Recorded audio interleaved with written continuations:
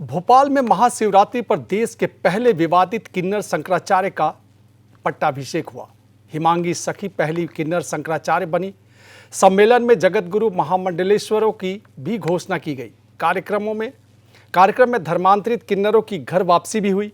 मुस्लिम किन्नर वापस हिंदू धर्म में शुद्धिकरण के साथ लौटे। राजस्थान के पुष्कर पीठ का चयन देश के पहले विवादित किन्नर शंकराचार्य के लिए किया गया।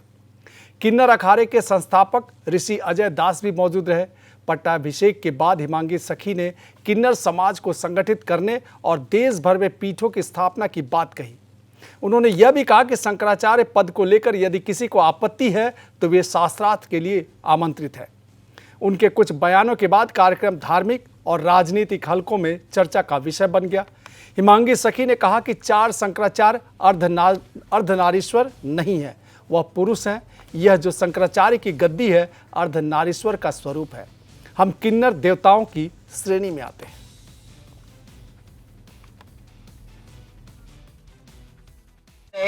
10 वर्ष हो गए किन्नर अखाड़े की स्थापना करके, मगर उसके बाद उनके ऊपर भी कई सारी उंगलियां उठी और आज उन्होंने अपना किन्नर अखाड़ा एक अलग और सेफ किया है। उनका उद्देश्य था किन्नर समाज का उत्थान।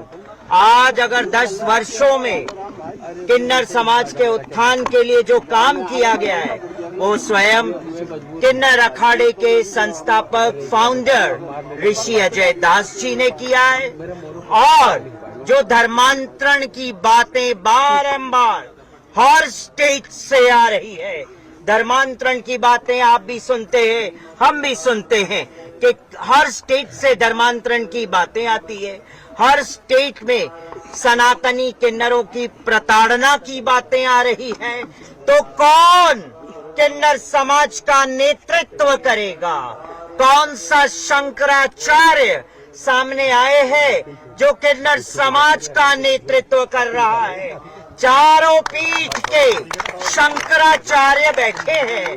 उनको पता है कि इस पृथ्वी पे अर्धनारीश्वर का रूप है, किन्नर स्वरूप है, जो इस पृथ्वी का एक हिस्सा है। फिर भी आज तक किसी शंकराचार्यों ने देखना और उनको आगे बढ़ाना और उनको समाज में एक प्रतिष्ठित बनाना, ये कभी नहीं हमारे शंकराचार्यों ने सोचा है।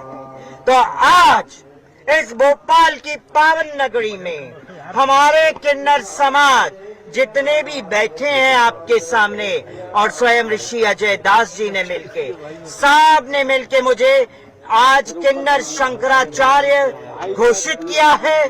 और ये मेरे लिए बड़ी सौभाग्य की बात है। मैं हमारे किन्नर समाज का नेतृत्व करूंगी